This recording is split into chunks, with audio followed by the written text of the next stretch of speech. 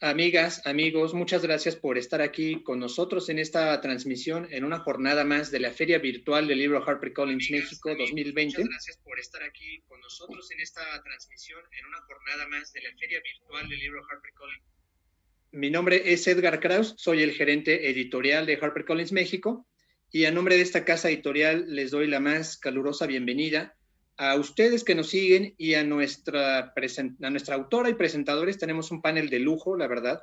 Vamos a hablar de un tema muy interesante y muy importante para la historia universal. Estamos aquí presentando Mi abuelo, el general Storm, escrito por Silvia Foti, quien es una escritora y, bueno, pues es una personalidad realmente importante y bueno, relativamente conocida en el mundo de habla española. Ella escribe en publicaciones como el Chicago Tribune, el Southern Economist, escribe en algunos otros periódicos de Chicago y de otros países como Argentina. Es activista y se dedica a la docencia, imparte conferencias sobre el Holocausto. Y bueno, ustedes ya se enterarán que este libro habla justamente de este trágico asunto de la historia universal que fue la Shoah, el Holocausto, específicamente ubicado en Lituania. Nos acompaña también Isaac Axen, quien es un escritor y activista y editor judío. Es el director de Diario Judío en México. Y bueno, pues es un activo divulgador de la historia judía y de algunos acontecimientos trágicos del pueblo judío. Nos acompaña también Grant Kochin, quien es descendiente de judíos lituanos que, bueno, pues pasaron por una trágica historia durante la Segunda Guerra Mundial, que ya exploraremos más adelante en esta presentación. Y está con nosotros también Daniel Mesino, cuyo nombre artístico es Dan Sam, quien tuvo a bien editar este libro y traerlo a HarperCollins México. Silvia, welcome very much to this conversation. Muchas gracias, Isaac, Grant y Dan, y los dejo con nuestra audiencia. Muchas gracias.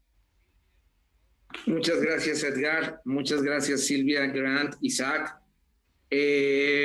Antes que nada, quiero contarles que esta historia la conocí en Turquía.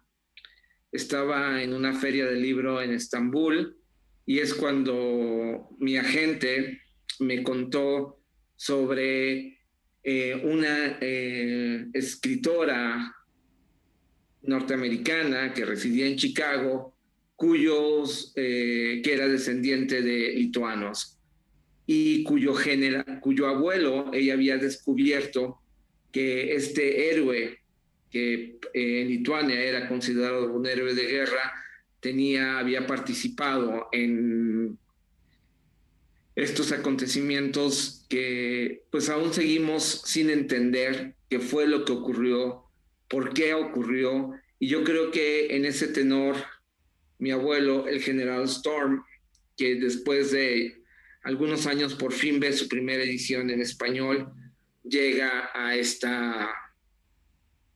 las librerías de México, próximamente estará en otros países y también viene la publicación en inglés. Entonces, esta es una historia que yo quería, es una historia que está bellamente escrita, es una historia que a veces la realidad supera la ficción y este es el caso. Cuando alguien lee esta historia, piensa que es una novela y no, ocurrió en la vida real y es un poco la historia que se cuenta de manera paralela de la investigación de Silvia, pero también es un viaje personal y también es la historia de lo que ocurrió en los campos de concentración en Lituania durante la ocupación nazi y luego también pues la llegada de los comunistas. Entonces, Silvia, bienvenida. Muchas gracias. Encantada. Isaac, no sé si tú quieras comenzar este diálogo. Voy a empezar primero me leí todo el libro en una semana porque no lo puedes dejar, ¿sí? Con todo 10,000 obligaciones y que ya no todo mundo estamos acostumbrados a leer en papel, ¿sí? Nos los leímos en una semana porque vas diciendo, pero ¿dónde? Yo quisiera empezar preguntándole a la gente ¿por qué todos tenemos necesidad de tener un héroe? Todos en nuestra vida nos dicen nuestros papás, nuestros abuelos, tal persona es un héroe para el país, idolatramos a los héroes, tenemos fechas nacionales para los héroes en cualquier lado del mundo. Pero no nada más eso, tenemos héroes e ídolos deportivos. Acaba de fallecer uno en Argentina y la gente es un héroe, es un ídolo para ellos, ¿sí? Pero así lo hay también los de las caricaturas. Todos tenemos esa necesidad de creer que hay alguien aparte de algún Dios. Para los que creen en Dios o los que creemos en Dios, aparte de Dios, hay como esa persona, ese ente que nos va a salvar de todo, ¿sí? En México, lo conocen en Argentina, era el Chapulín Colorado, ¿sí? Un héroe medio curioso, pero ha habido muchos. Y la pregunta es, ¿por qué nadie se ha preguntado, ¿sí? ¿Qué pasaría si a nuestro héroe resulta que no es tan héroe y es malo, ¿sí? Y es el malo de la película. Voy a hacer una analogía que he hecho más de una vez en muchos, me dicen que ya parece como típico. ¿Qué pasaría si Batman, al que lo vemos enmascarado, ¿sí? Y que creemos que es bueno, ¿sí? Resulta que es el malo de la película y el Guasón es el bueno. Digo, ese es un símbolo, una cosa, pero ¿cuántos mitos no se caerían? ¿Cuántos de los que tienen colgados en su pared cuadros y pósters de Batman y de todo esto no se les acabarían? O dejáramos de recordar a Benito Juárez, a Bolívar en América, y en ese sentido. Pero ¿qué pasa cuando además esos ídolos, cuando se me cae a mí mi ídolo personal, pues es mi problema, es mi situación, es el de mi familia. Si yo descubro que mi papá no era tan bueno como yo pensaba, porque siempre pensamos que nuestros papás, nuestras mamás son las mejores, bueno, casi siempre, o nuestros abuelos o bisabuelos son los mejores, pero ¿qué resulta cuando esto es la historia de una nación? Yo hace poco escribí nada más que qué pasaría si una historia puede cambiar la historia de un país. Y eso es lo que hace Silvia. Y a mí me gustaría empezar y preguntarle a Silvia. Nada más podríamos hacer la traducción para tanto para Silvia y para Grant, para que lo tenga. Do you understand me, Silvia, or do you want me to say it in English? Para Grant también. I understood you, but I know Grant did not. All right. I think it will be interesting. I will explain Grant by WhatsApp, so not to make it like that, because it was just an introduction, Grant, about why do we have idols and heroes in this world, and what will happen if our hero will fall down, no? But I want to ask Silvia, because that's her story. I would like Silvia just briefly to tell a little bit of why she decided to write the book. We know it, we wrote the book, but the people in the audience doesn't know why to start to write a book about your grandfather or the family in Lithuania.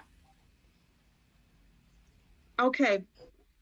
Well, I grew up in Chicago in the 1960s in a very Lithuanian community, and I always heard what a wonderful hero my grandfather was. Should I allow Monica to translate now? Please. Y bueno, comenta, la pregunta era, ¿por qué empezar a escribir acerca de su abuelo para Silvia? Y Silvia menciona que ella creció en la década de los 60s en un pueblo de Chicago y siempre escuchó desde niña cuán grande era su abuelo como héroe. I always heard his story backwards, what a wonderful hero he was. He died in a KGB prison at the age of 36 because he fought against the communists. So he gave his life for Lithuania's freedom. Y siempre escuchó la historia al revés. Siempre se le había dicho que su abuelo había sido un gran héroe, que había muerto en una prisión de la KGB a los 36 años porque estaba peleando contra el comunismo. And before that, he was in a Nazi concentration camp for 2 years. And before that, he was the head of a big region. He was the district chair of a big region in Lithuania, the second largest region. And before that, he was leading an uprising against the communists. So it was the first uprising against the communists, and he did win Lithuania back from the communists. Y bueno, antes de eso, de morir, estuvo en un campo de concentración por 2 años. Y antes de estar en ese campo de concentración, fue jefe de una región, la segunda más grande en Lituania. Y antes de eso, lideró a una resistencia contra el comunismo dentro de Lituania y reganó o reobtuvo la libertad para Lituania, el pueblo lituano. So my mother had been working on this book for decades. The Lithuanian community had asked her to write the definitive biography of her own father. And I grew up watching her collect material on him, KGB transcripts, 3,000 pages of KGB transcripts from the time that he was in the KGB prison for 2 years.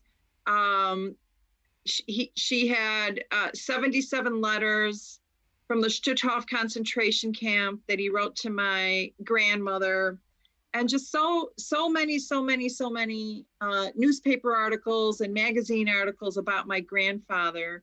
And she had been working on planning to write this book. But then in the year 2000, she got very sick. Y bueno, su mamá trabajó mucho durante décadas sobre este libro. La comunidad lituana le había pedido a que escribiera la versión o la biografía autorizada de su abuelo, y entonces su mamá tenía muchísimo material que incluía transcripciones de la KGB que atestiguaban o comprobaban más bien que había estado su abuelo en prisión durante 2 años, y también dentro de este material se encontraban 77 cartas que le había escrito su abuelo a su abuela, junto con muchísimos artículos, tanto de revistas como de periódicos, en los cuales, bueno, pues se hablaba de su abuelo, hasta que en el año 2000 su mamá enfermó, se puso muy enferma. So she was in the hospital, and I went to visit her, and I thought she would come out because she had been going in the hospital a lot at that point. She had diabetes and a bad back, and I thought she would be out, you know, like all the other times. But this time I came in and she looked really, really sick, and I became terrified. And she was only 60 years old. And she asked me to come to her bed, and she took my hand and she said, "You have to write the book." And I said, no, you're going to be fine. You're going to come out. You're going to write the book. And then she said, no, everybody expects it. You have to write the book. And I couldn't say no. I was assuming she would still come out alive, but I knew that she wanted me to promise to her that I would write the book. So I said yes, hoping that she would still come out and write the book herself. Y bueno, ella estuvo en el hospital ese tiempo cuando fue a visitar a su mamá.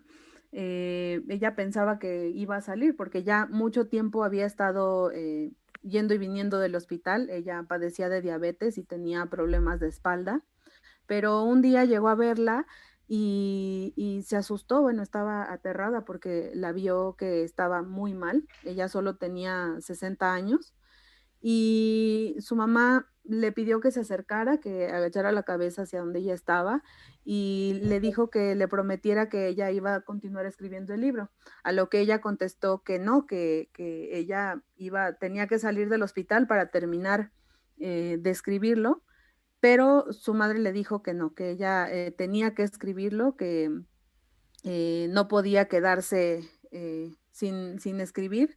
Pero bueno, supuso que le prometió porque supuso que solo quería esa promesa, digamos así, aunque ella pensaba que su madre saldría de nuevo del hospital. Entonces le hizo la promesa y pues no se pudo resistir a hacerlo.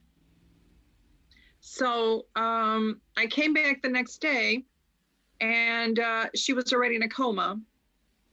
And then she had died 2 weeks later, February 4th, 2000. And here I was, devastated. You know, I was very close to my mother. And I had this insane deathbed promise. And it was a mission that was given to me. And I never intended to write this story. This was always my mother's story. I you know, was just going to read her book on it and live out the rest of my life doing something else.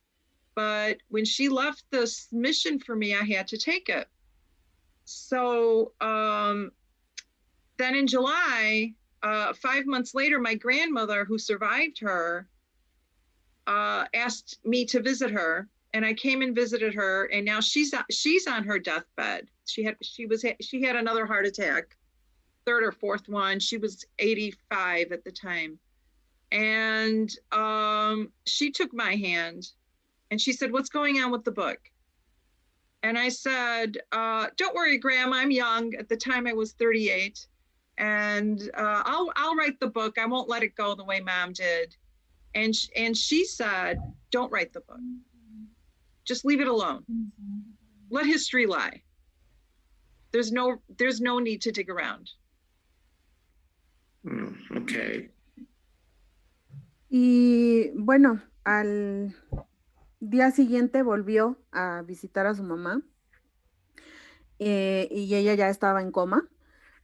Poco tiempo después murió el 4 de febrero del año 2000 y ella se encontraba después devastada, ¿no? Porque tenía una relación muy cercana con su madre y había hecho esta promesa, ¿no? Después de esa muerte y con todo lo devastada que sentía, ella sabía que tenía esta promesa pues tan grande que había hecho, que su mamá le había dejado una misión. Entonces, ella siempre lo había concebido como la historia de su mamá. Ella supuso o había pensado hasta ese momento que su mamá iba a salir del hospital, a continuar escribiendo su libro, ella lo iba a leer un día, iba a continuar con su vida como pues normal, pero pues no fue así. Entonces tuvo que tomar esta misión y en julio, meses después de la partida de su madre, ella visita a su abuela porque le llamó para que la visitara, le pidió que la visitara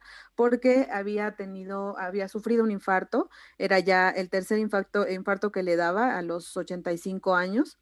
Y cuando llegó a verla, su abuela la tomó de las manos y le preguntó que qué estaba pasando, qué había sucedido con el libro, a lo que ella contestó que, bueno, no se preocupara, todavía estaba joven, estaba en los 30 y le dijo que no se preocupara, que ella iba a continuar escribiendo el libro, a lo que su abuela le dijo, ¿sabes qué? No lo hagas, deja de escribir, deja que, no hay necesidad de seguir contando esa historia, no hay necesidad de desenterrar cosas, y deja que la historia se quede ahí, en eso, en historia.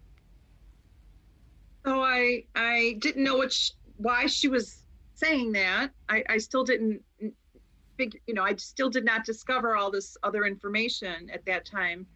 And I told my grandmother, I already promised Mom I have to do it.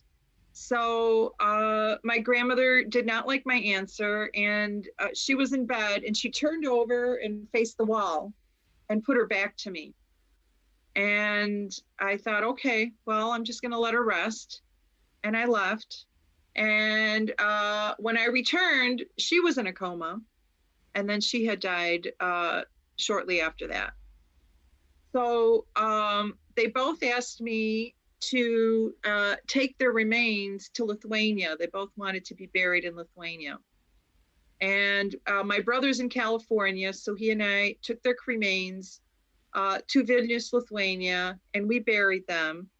And then after that, we were invited at the grammar school named after my grandfather, called the Jonas Noreika Grammar School. And we go in, and you know, the children are lined up, and they have beautiful flowers, and they're singing songs, and you know, they're treating us, you know, like rock stars. And we walk in, and then the director takes us to his office and shows us a scrapbook of my grandfather. And he says, I heard that you took over the mission from your mother, that you're going to write the book. Thank you so much. You're such a good daughter. And I said, thank you. And I said, you know, as long as I'm writing the book and as long as I'm here, why don't you tell me why you named the school after my grandfather? And he said, well, they had this horrible Russian name before because, you know, we were occupied by the Soviet Union. And we wanted to get rid of this terrible Russian name and get a good patriotic Lithuanian name. So your grandfather was born in this town, and that's why we named the school after him. And I thought, okay, that makes sense. And I thought that would be the end of the story.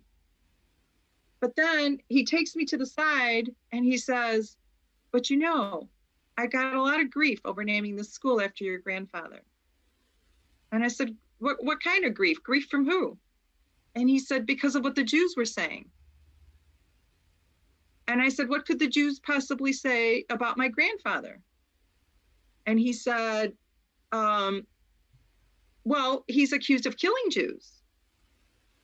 And when he said this, you know, the words were devastating, but the tone was that he expected me, like that he had assumed I had already heard this.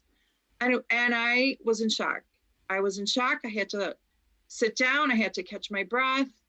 You know, I just was very confused. I couldn't believe it. And I could barely, you know, I couldn't stand anymore.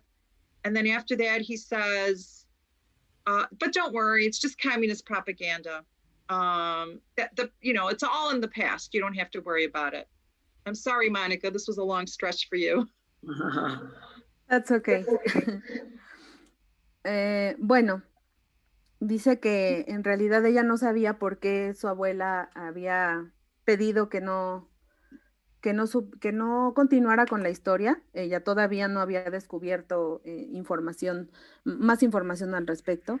Entonces le dijo, bueno, pues es que yo se lo prometí a mi mamá. Entonces su abuela pues como que no estaba muy contenta, no le pareció mucho la respuesta, así que se volteó, le dio la espalda para dar la cara hacia la pared. Y bueno, ella no pensó demasiado en este hecho, simplemente dijo, bueno, tal vez necesita como un tiempo para descansar o algo, y lo dejó así. Entonces después de unos días volvió y su abuela ya estaba en coma y al poco tiempo murió. Y tanto su madre como su abuela habían pedido ser enterradas en Lituania, por lo cual ella pidió a su hermano que la acompañara a llevar los restos hasta este país. Y bueno, los invitaron, cuando estaban allá supieron que ellos iban a ir y los invitaron a una escuela que lleva el nombre de su abuelo. Es una escuela de gramática, la escuela de gramática de Jonas Lorenka. Y los niños estaban pues muy contentos de recibirlos, tenían flores y los trataron realmente como si fueran estrellas de rock, ¿no? Entonces dice que hubo un señor que le dijo que tenía algo que darle, era un pequeño panfleto que había escrito su abuelo. Y le dijo que, bueno, que él sabía de la investigación que estaba haciendo sobre el abuelo, que estaba escribiendo esta historia, y le dio una palmada en la espalda para decirle que era una buena hija y una buena nieta por estar buscando haciendo este trabajo y buscando información. Entonces ella, pues, ya que estaba ahí, dijo, bueno, estoy ya en el pueblo, ¿no? Entonces voy a preguntar por qué fue que le pusieron este nombre, el nombre de mi abuelo a la escuela, ¿no? Entonces le preguntó a esta persona, a lo que él contestó que bueno, la escuela anteriormente tenía un nombre ruso, entonces dijo, no, nosotros nos teníamos que deshacer porque Lituania tuvo ocupación rusa, entonces dijeron, bueno, nos tenemos que deshacer de este horrible nombre ruso que tiene, y qué mejor que buscar un nombre patriótico de una persona pues ejemplar en el país. Entonces pues decidieron ponerle este nombre, a lo que ella dijo, bueno, pues tiene lógica, tiene sentido, ¿no? Pero después como que esta persona la llevó como a una esquina un poco más privada y le dijo, bueno, déjame que te diga una cosa, también hubo algo de tristeza cuando propusimos el nombre. Y entonces ella le preguntó, bueno, pero por qué tristeza? ¿No? Y dice, bueno, es que es por lo que dicen los judíos. Entonces ella se preguntó, bueno, ¿qué dicen le preguntó, ¿no? Que qué decían los judíos. Y dice, bueno, es que ellos dicen que él había matado muchos judíos, ¿no? Estas palabras ella no las esperaba realmente, entonces fue algo como muy impresionante para ella. Y bueno, dice que estaba en shock, ¿no? Tuvo incluso que sentarse porque no podía creer lo que estaba escuchando. eh, y pues esta persona en algún momento pensó o al parecer supuso que ella ya tenía el conocimiento de que existían estas personas que lo acusaban de asesinatos y pues trató como después de suavizarlo diciéndole, bueno, pero no te preocupes, yo creo que es propaganda comunista, en realidad no, es algo ya sin importancia, es parte de la historia, ya se quedó en el pasado. Perfecto. Antes de continuar con más detalles, quisiera y de regresar con Isaac y también con Grant, tengo algunos comentarios de la audiencia y los quiero invitar a que sigan participando. Adria Alarcón, ella dice, estoy contenta de escuchar esta historia que me intriga mucho. Y luego Elizabeth Lara, aquí hay una pregunta para Silvia, que ¿qué llevó a Silvia a compartir su historia cuando otras personas en la misma situación la ocultan? Aquí yo quería preguntar y después regresamos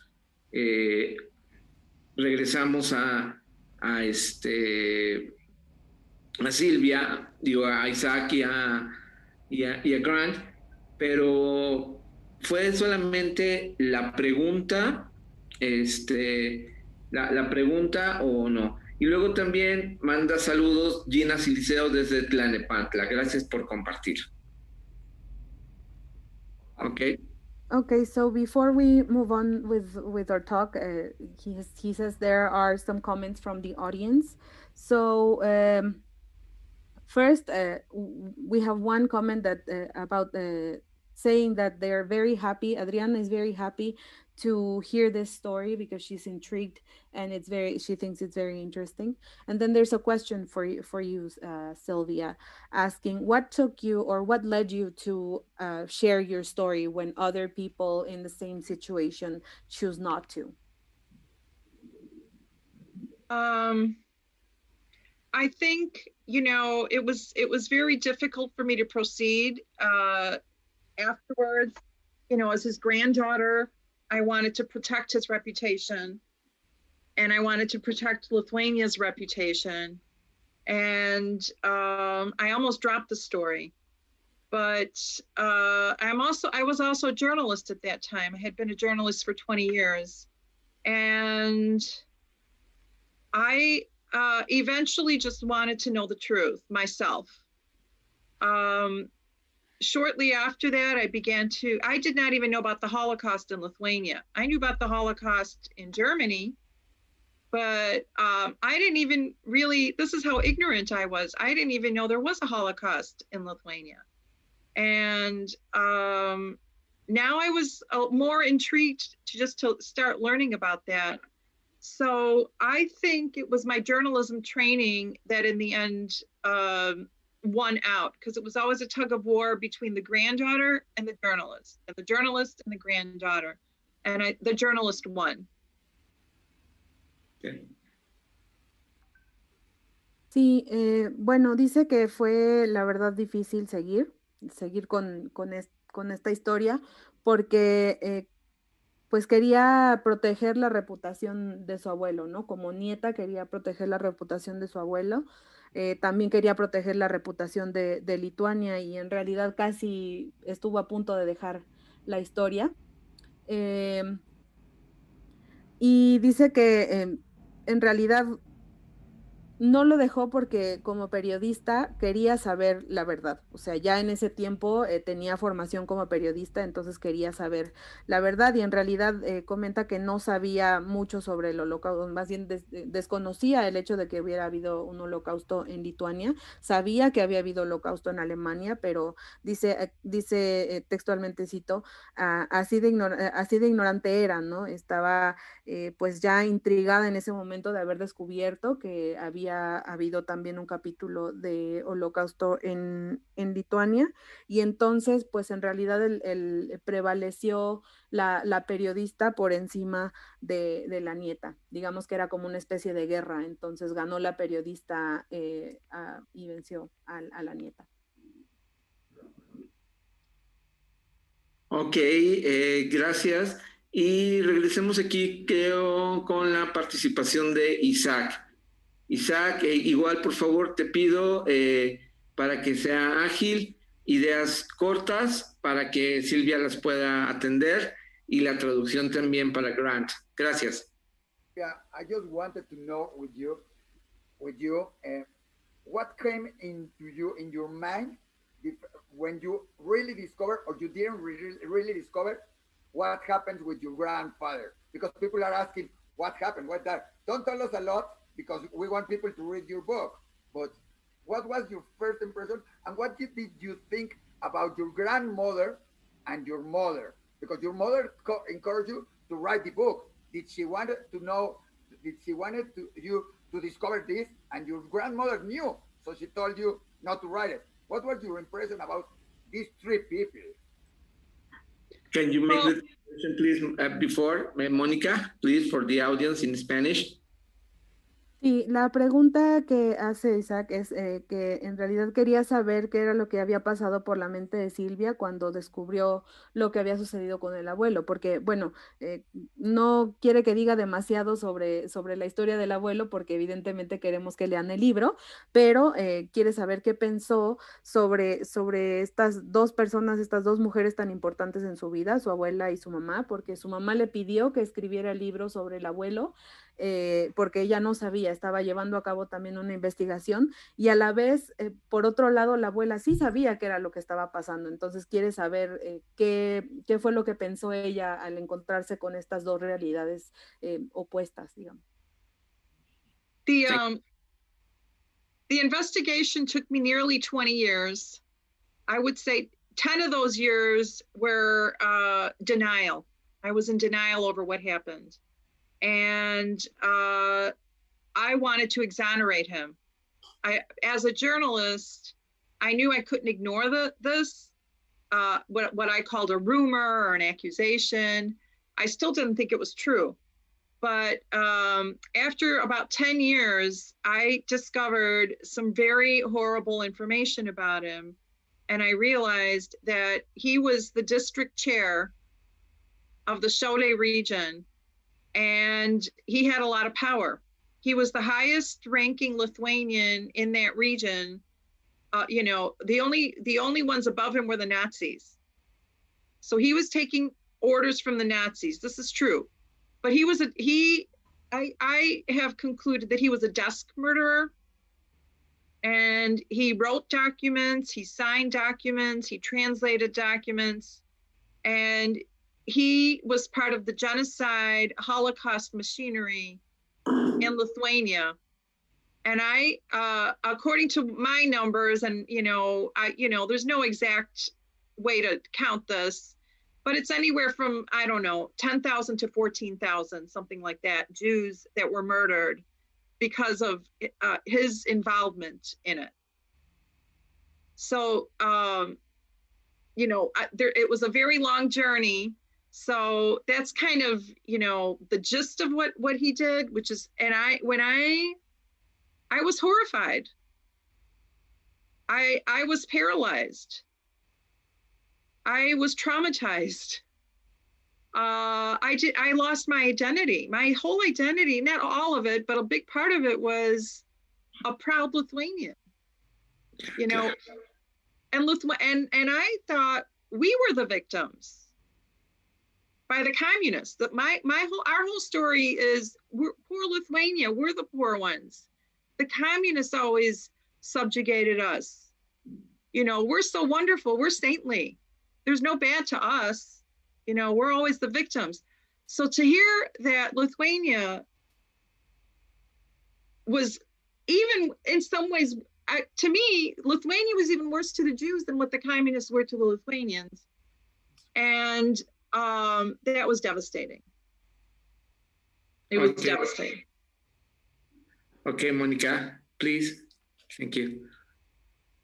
Sí.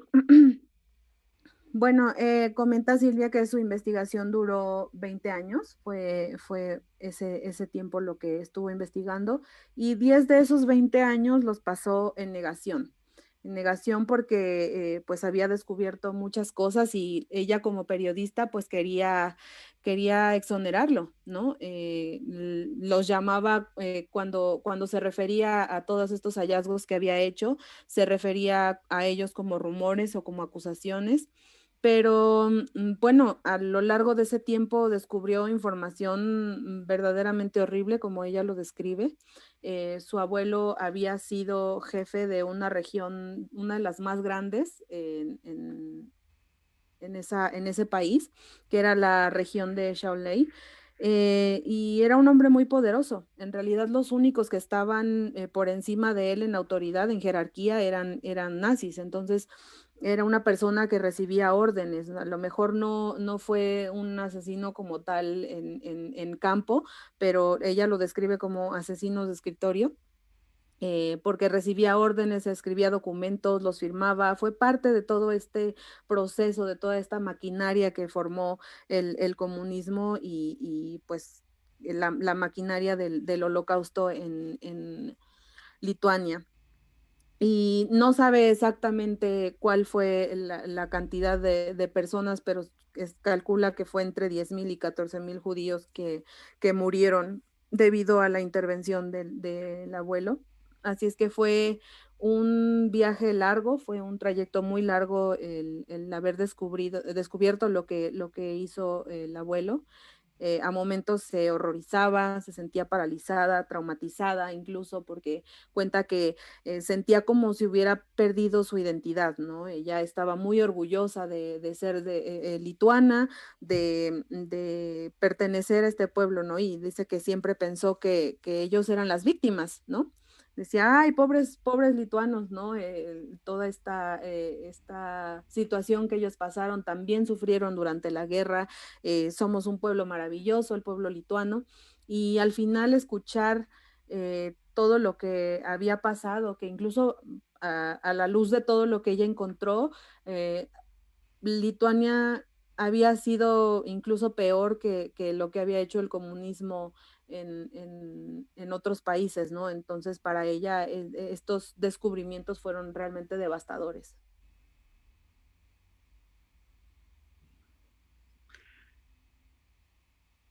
Isaac, ¿quieres continuar un poco con esta disertación sobre esta novela? Este libro, perdón. Es que a veces, cuando yo conocí esta historia y la manera en la que está contada, parece una novela, pero no, es una historia real. Esto es muy importante para todos los lectores. Es una historia real. Isaac. You're muted. I want to ask you, and I know that maybe Grant will want also to answer maybe something about it.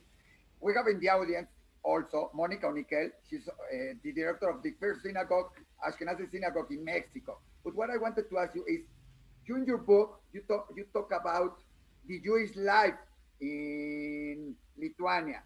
And we know that Lithuania was the center of Judaism in many times. It was very important, but they were always like strangers in there. Can you tell us a little bit, what did you discover about what was the feeling of the Lithuanian people against the Jews, and why this was so important? And it was like normal to hate Jews.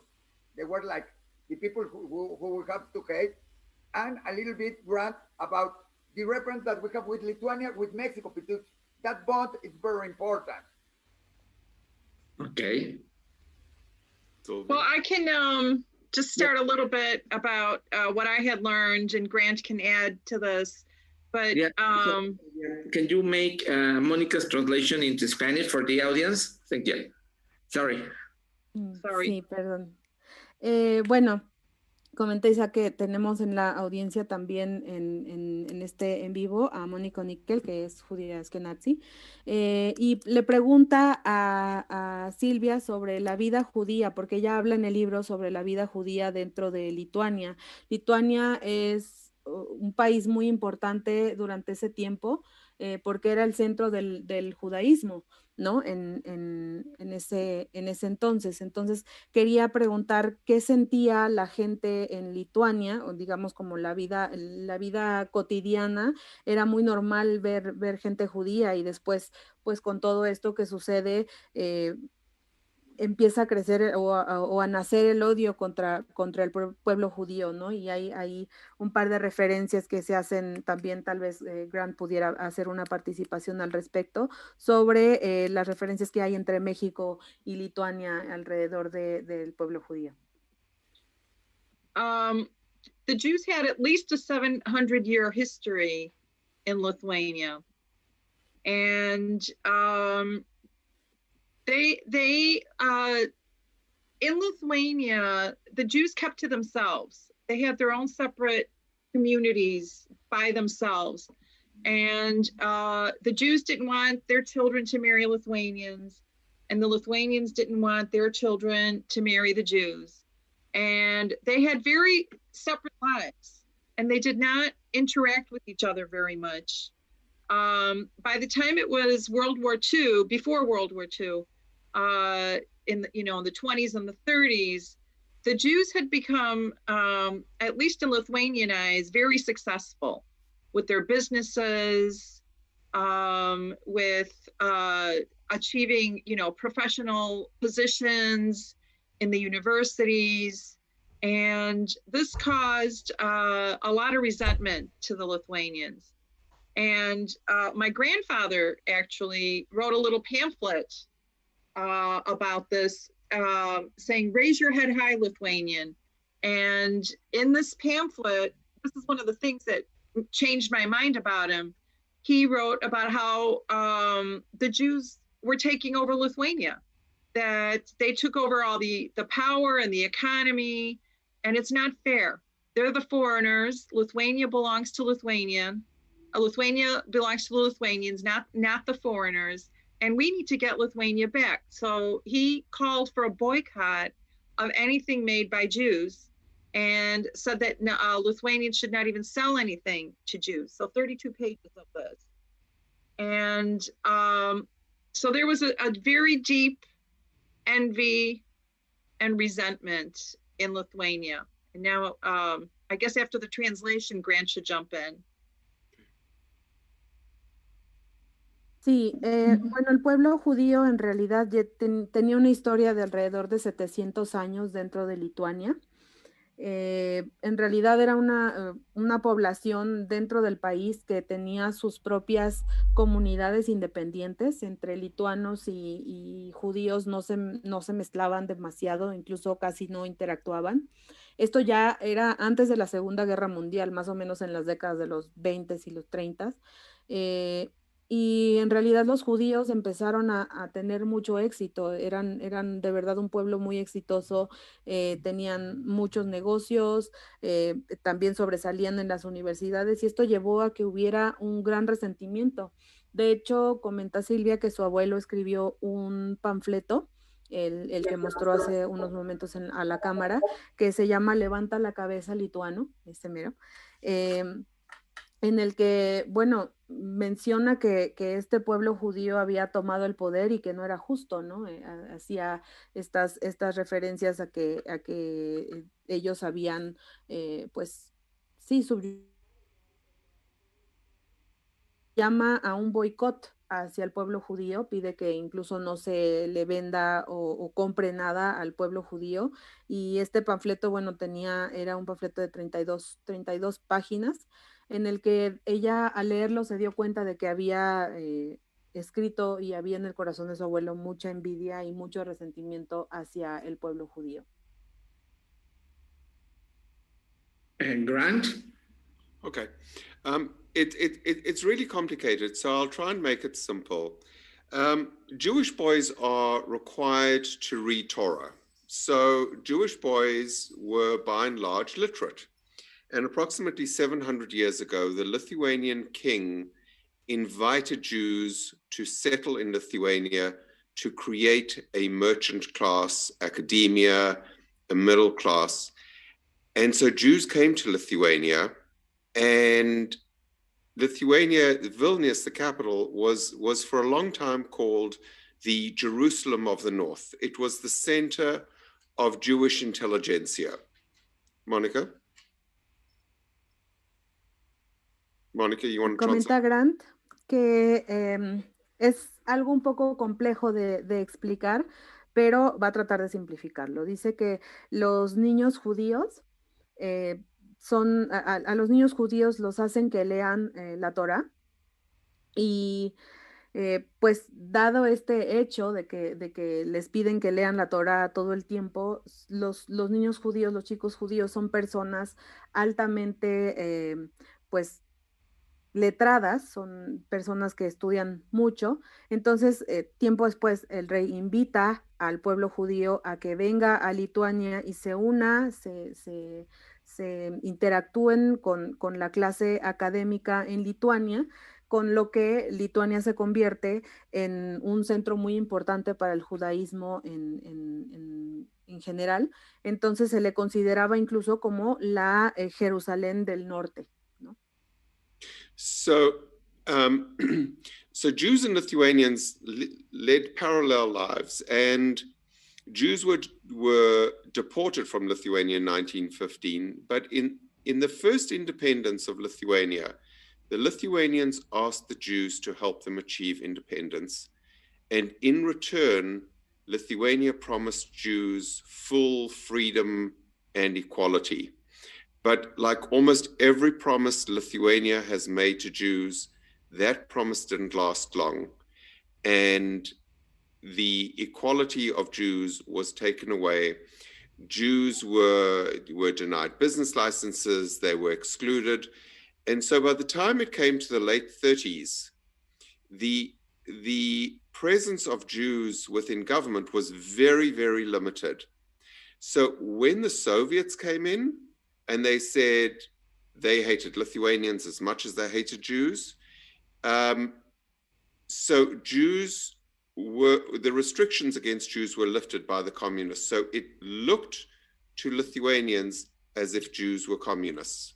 And that created a huge amount of hate towards Jews that was exacerbated by the Nazis and the Lithuanian nationalists. Mónica. Sí, entonces después de ese tiempo los judíos vivían vidas paralelas con los lituanos, en realidad vivían mezclados, bueno, dentro del mismo pueblo, con sus comunidades independientes, hasta alrededor de 1915, en el que muchos judíos fueron deportados por cuestiones también políticas.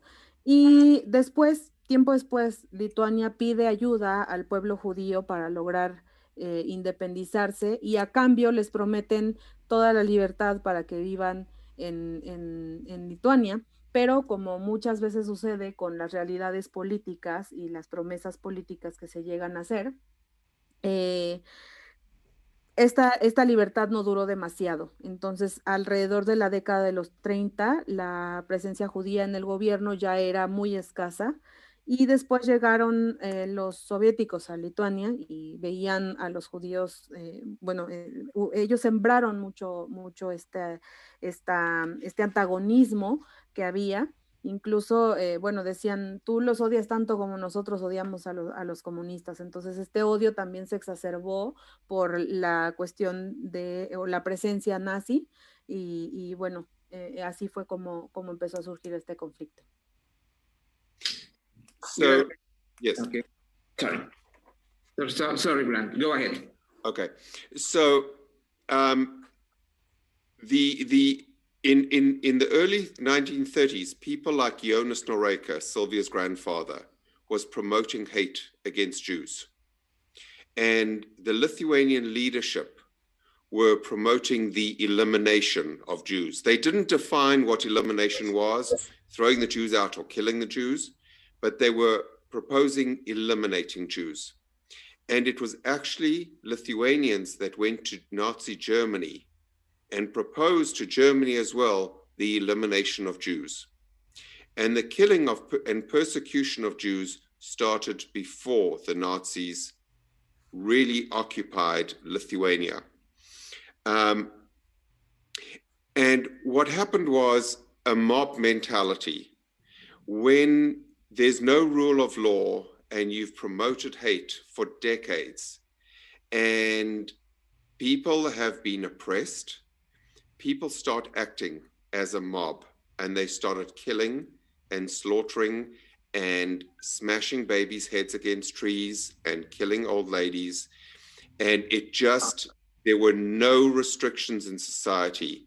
And leaders of Lithuanian society were promoting hate. And so it unfolded, and ordinary people became mass murderers. Mónica. Y también alrededor de principios de la década de los 30, había mucha gente como el abuelo de Sonia, Jonas Noreika, que promovía el odio contra el pueblo judío. De hecho, el liderazgo lituano promovía la eliminación del pueblo judío. En realidad no especifican exactamente qué tipo de eliminación, pero promovían la eliminación del pueblo judío o de los judíos en el territorio. Y entonces después acuden a Alemania para promover la eliminación también. Y ahí es, bueno, de hecho, desde antes de que empiece la Segunda Guerra Mundial comienza la persecución, antes de que los nazis llegaran a Lituania.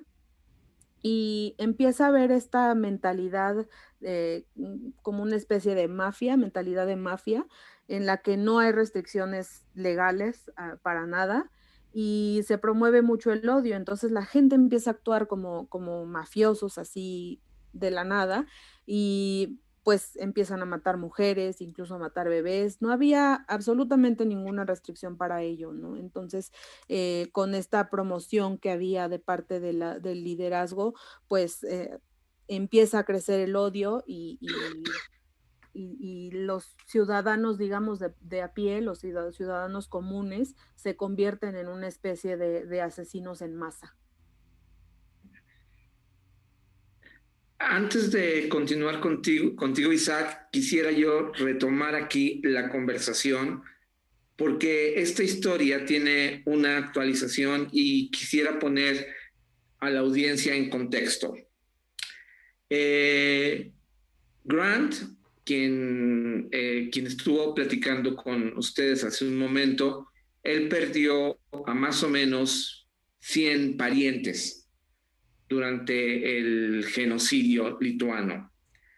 Y él presentó un juicio porque las autoridades y los jueces lituanos han hecho caso omiso. Entonces quisiera yo, en estos, antes de ir cerrando, que nos comentaras, Silvia, Grant, ¿cómo fue este reencuentro y cómo están colaborando juntos ahora en dar a conocer esta verdad y esta historia tan demoledora? No sé si quieras traducción, Silvia. Yo puedo seguir, pero Grant va a necesitar traducción. I will write to Grant about it in English, so I don't have to have the translation. Just how I met Grant, right? That's what you want, because we have so few minutes left, I guess. Yeah.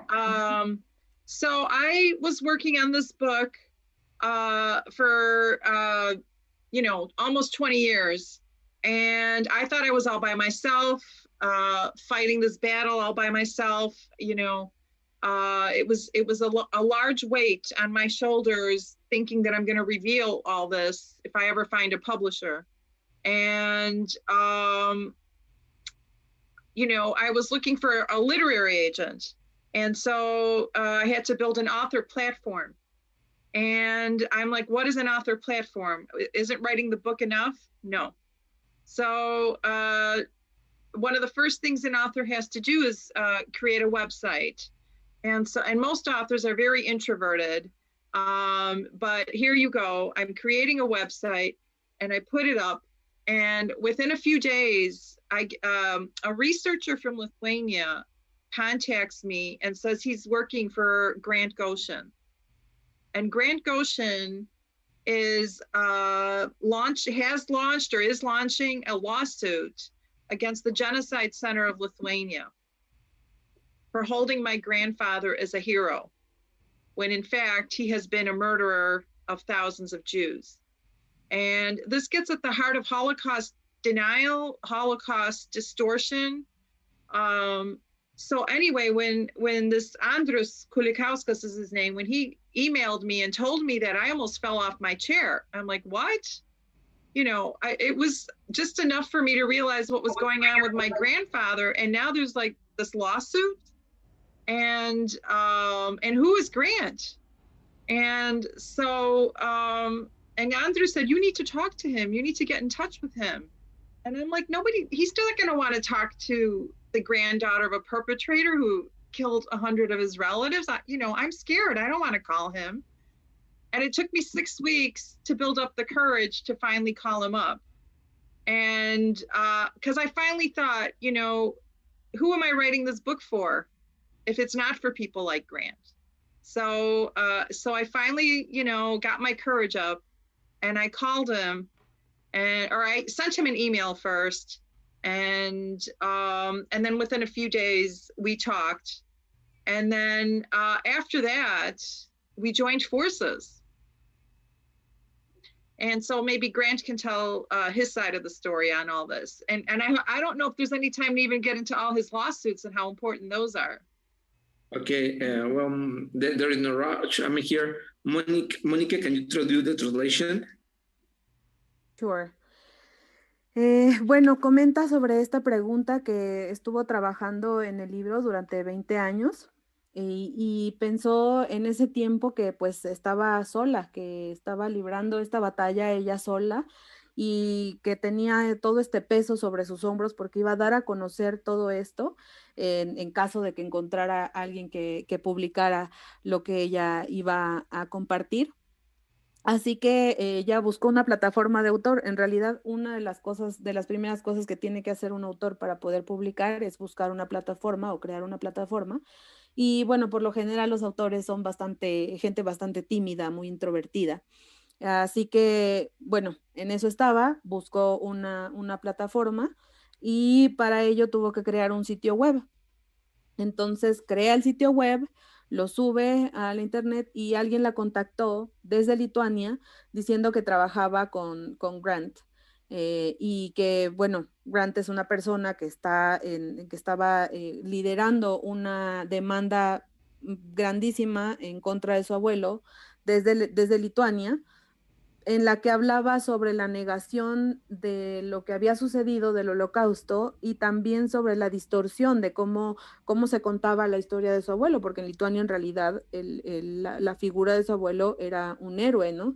Entonces, cuando ella escucha esto, casi se cae de la silla en la que estaba sentada, ¿no? Dice, ¿cómo? O sea, acabo de descubrir, bueno, llevo ya tiempo descubriendo todas estas cosas terribles que pasaron y ahora resulta que hay una demanda y además, ¿quién es esta persona? Grant, ¿no? Y le dijeron, no, tú tienes que contactarlo, tienes que hablar con él, seguramente hay mucho que decir entre ustedes dos. Y ella dice que pues tenía mucho temor de contactarlo, ¿no? Decía, no, pues no va a querer hablar con la persona, con la nieta del perpetrador de todas estas atrocidades, ¿no? No va a querer hablar conmigo. Y le dijeron, no, tú no te preocupes, tienes que hablar con él. Y le dieron el contacto. Dice que tardó 6 semanas para ponerse en contacto con Grant después de que le dieron toda la información. Y dice que, bueno, en un inicio no fue por llamada, fue con un correo electrónico y después ya hablaron. Y pues en ese tiempo que ella estuvo pensando en si contactarlo o no, en realidad se preguntaba, ¿no? Lo que la motivó a hacerlo fue pensar en, bueno, y si no es con él o para él que estoy llevando a cabo también esta investigación, ¿para quién más, no? O sea, tengo que seguir con esto y contactarlo. Entonces fue así como decidió mandarle el correo y ya después hablaron. Entonces se conocieron y pues ahora unieron fuerzas para contar esta historia completa.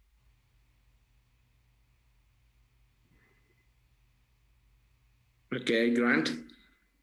Okay. So you want? Just if you want to add something about what Silvia told, or if it's all right, it was, what are you doing together now? Okay, so let me with that conversation to go to another question. Huh? Okay, so let me introduce just quickly how I came into this, which led to Sylvia contacting me. I've been to Lithuania many times, 9-10 times, and I was there many years ago. And I was in my grandfather's village and I was restoring the cemeteries. And I said to the historian I was with, we know that all the Jews were murdered, but who did the actual murdering? Who brought the Jews to the death pits? Who murdered the children? Who did the shooting? Who slaughtered my cousins? And the academic said to me, it was a man by the name of Jonas Noreka. Wow. Straight answer. There was no question. So I didn't know who Jonas Noreka was. So I came back to the United States and I started researching. And I found out that in 1984, the German magazine Der Spiegel had done an expose that the Jews of that region had been murdered by Jonas Noreka. So the more I studied, I found out that Jonas Noreka was considered one of the top heroes of Lithuania. So I thought, it can't be somebody that murdered this tens of thousands, or at least 10,000 Lithuanian citizens that just happened to be Jews. Somebody that murdered his own citizens can't be one of the biggest national heroes. So I approached the government and I said, look, you've made a terrible mistake. You're honoring the wrong person. And it was a very long journey to understand that it was deliberate fraud. The Lithuanian government has a whole department that one of their tasks is to rewrite the history of the Holocaust in Lithuania and distort and revise Holocaust history for the country. And I try to address it. I try to address it with the Prime Minister, with the President, with the National Security Department, with the Parliament, with the history departments. I did everything I could. I thought this has to be a mistake. You can't take a mass genocidal murderer of that kind of brutality and think that this is a hero. And Sylvia's holding up the medal that the Lithuanian government awarded to her grandfather. That medal is 14,500 murdered Jews. That medal Sylvia's holding up is my family that is in Lithuanian death pits at the hand of one of Lithuania's main national heroes today. And so I started to try and get the record corrected, to find out that it was a deliberate program of honoring Holocaust perpetrators and converting them into national heroes. And so I began to sue the government and so I uncovered a conspiracy of lies within the government. And it was well into that process that I then received an email from Sylvia. Monica, you want to translate? Yes. Bueno, primero va a comentar cómo fue que llegó a conocer a Silvia. En realidad dice que no vivía en Lituania, él había ido alrededor de 9 o 10 veces a este país. Había llegado al pueblo de su abuelo y estaba ayudando a restaurar cementerios, el cementerio del pueblo. Entonces dice que cuando estaba ahí trabajando con estas personas en el cementerio preguntó, ¿no? Bueno, ya sabemos que los judíos fueron asesinados, ¿no? Pero quisiera saber quién lo hizo, o sea, quién llevó al pueblo judío a las fosas, quién mató a mis primos, preguntaba él, ¿no? Y la respuesta fue bastante directa. Le dijo esta persona, bueno, todas estas muertes fueron ordenadas por un hombre que se llamaba Jonas Noreika. Comenta él que en realidad no sabía quién era esta persona, así que después de haber terminado sus actividades o su viaje en Lituania, vuelve a Estados Unidos y en 1984 el periódico Der Spiegel en Alemania hizo un artículo en el que exponía que Jonas Noreika había en realidad ordenado todos estos asesinatos. Entonces, pues empieza a hacer también toda esta investigación sobre Jonas y descubre que en realidad Jonas Noreika era en Lituania un héroe nacional, ¿no? Entonces dice, bueno, ¿cómo es posible que o sea, una persona sea considerada un héroe nacional cuando al menos 10,000 ciudadanos lituanos que coincidentemente eran judíos, o sea, no puede ser héroe, ¿no? No pueden considerarlo así. Entonces empezó a buscar al gobierno y les dijo, a contactarlos y les dijo que estaban cometiendo un error, que estaban honrando a la persona equivocada. Y es ahí donde se da cuenta de que existe un fraude deliberado, que hay todo un departamento específicamente dedicado a reescribir la historia del Holocausto lituano, a distorsionar cómo se está contando la historia. Y pues trató de atender este problema, de atacar este problema, contactando a los departamentos de historia, hablando con el parlamento, entablando conversaciones con autoridades y diciéndoles, ¿no? Que no pueden tomar toda esta brutalidad y honrar a una persona que cometió todas estas cosas. Hace un momento Silvia mostraba una medalla, que era la medalla al honor que le dieron a su abuelo, y comenta él que esa medalla representa alrededor de 14,500 homicidios judíos, 14,500 personas que yacen en fosas a manos o que están ahí gracias a órdenes que dio un héroe nacional lituano. Entonces, lo que Grant está haciendo es tratar de corregir todos los récords, todas estas historias que se cuentan, y pues evitar que lleven a un perpetrador así a ser honrado como héroe nacional, y es así como comienza la demanda al gobierno y empieza a descubrirse toda esta conspiración que hay para reescribir estos hechos tan devastadores que ocurrieron en el país. Silvia, thank you, Grant. Thank you, Silvia. I have a question about, I don't want to speak again about the book, but like we started, this book can change the history. That's important why we have to read it. Yeah. Not just because it's a very nice, a very impact, I don't know how to say it. It's not a nice story, but it keeps you going. But it's a story that can change the history of a whole country.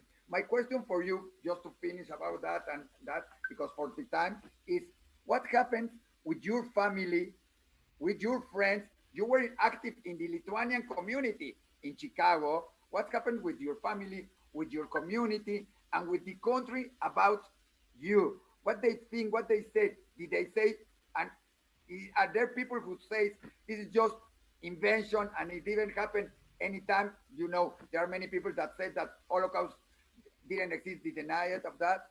But what happened with all the people around you? Are still your friends? Are there people mad? Is your family talking with you? The country, the president, I know they have changed things, but when you talk about this book, what changed? Should I just answer or should Monica ask the question? Voy a hacerlo en español para que no se pierda como en flujo y ya después en comentar. Okay. I'll do it in Spanish.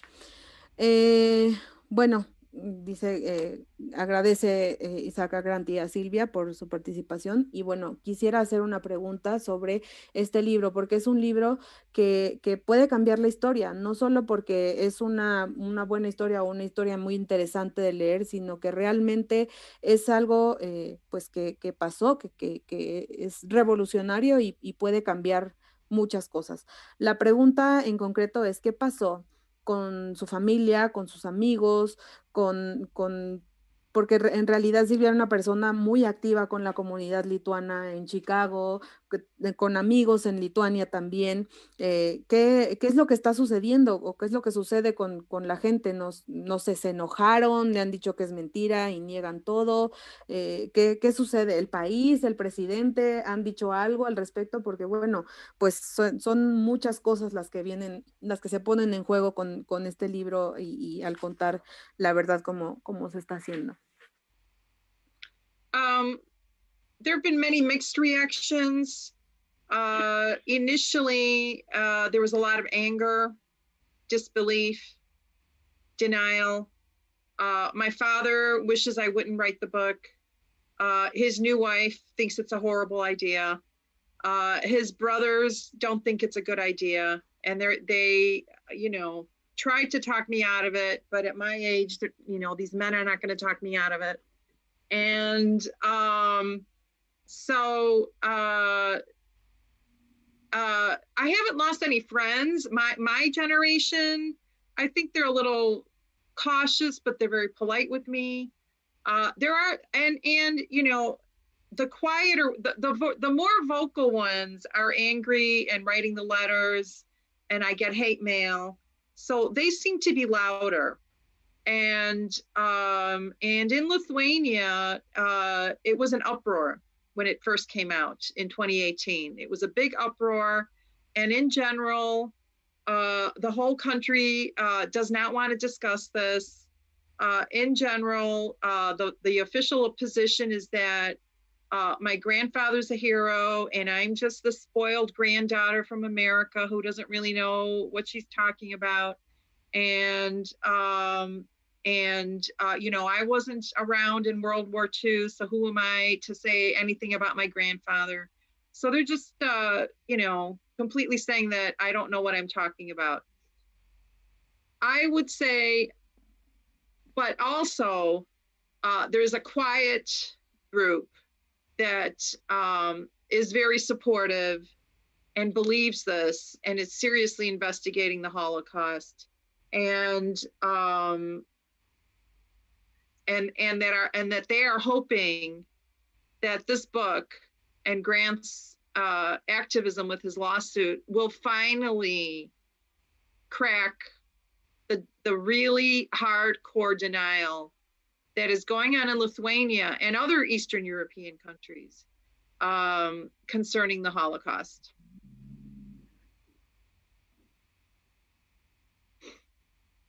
Sí, comenta que ha tenido en realidad reacciones encontradas, ¿no?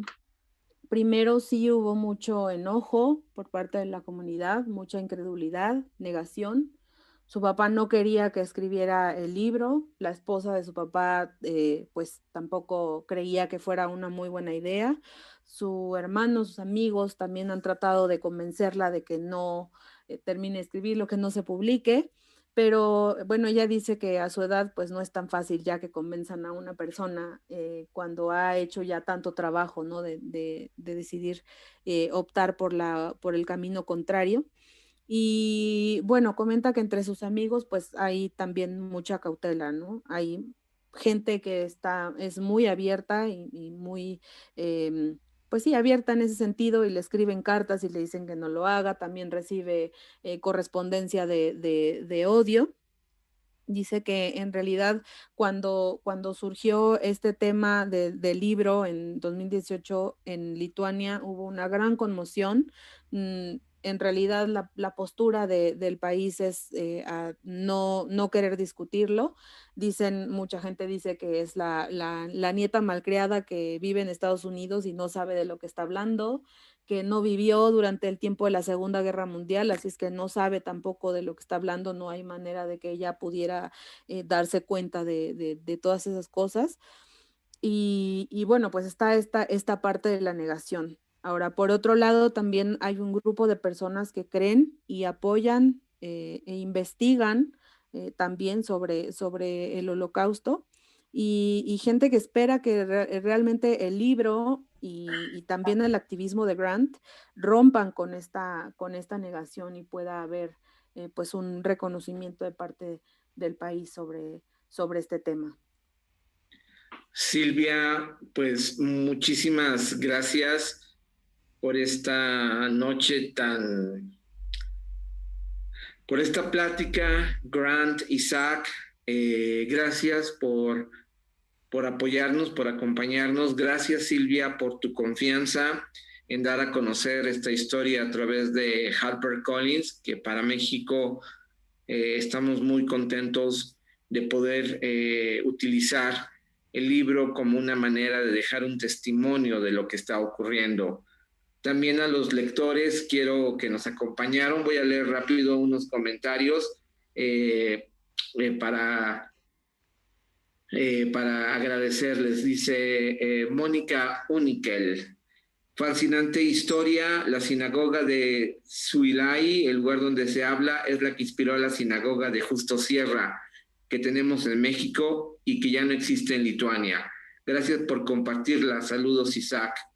Esme Robles Luna: definitivamente necesito leer este libro. Iliana Kraus: me parece interesante esta faceta distinta de lo acontecido al pueblo judío. Begoña de la Garza: me parece una historia espectacular. Felicidades, Silvia, que te animaste a compartirla. Bueno, y Leonardo Cerver, que es mi sobrino y que es mitad judío, dice: saludos, tío. Y Elizabeth Lara dice: qué valentía. Pues muchas gracias, lectores. Gracias por acompañarnos. Les recuerdo que este libro ya está en las principales librerías de todo México. Lo pueden también leer también en digital. Próximamente llegará en su edición en español a Estados Unidos, y también la traducción en inglés pronto estará disponible. Y muchas gracias, Silvia. No sé, and thank you very much, Grant. Isaac, muchísimas gracias. Mucho gusto. Solamente quisiera agregar muchísimas gracias a todas las personas que nos siguieron. Mónica, fabulosa. Sí, muchas gracias. Muchas gracias. Thank you so much, Silvia, for writing this book, for your courage, for your brave testimony. And thank you so much, Grant, for your testimony too. Muchísimas gracias, Isaac, por tus valiosos comentarios, siempre muy atinados. Muchas gracias, Dan, y por favor compartan esta historia en sus muros, en sus redes, para que más gente conozca el libro de Silvia, para que se difunda esta historia. Y bueno, por favor, sigan las redes sociales de todos nuestros participantes, sigan a HarperCollins México, porque tenemos muchas sorpresas para ustedes. Muchísimas gracias y que tengan muy buenas noches. Gracias.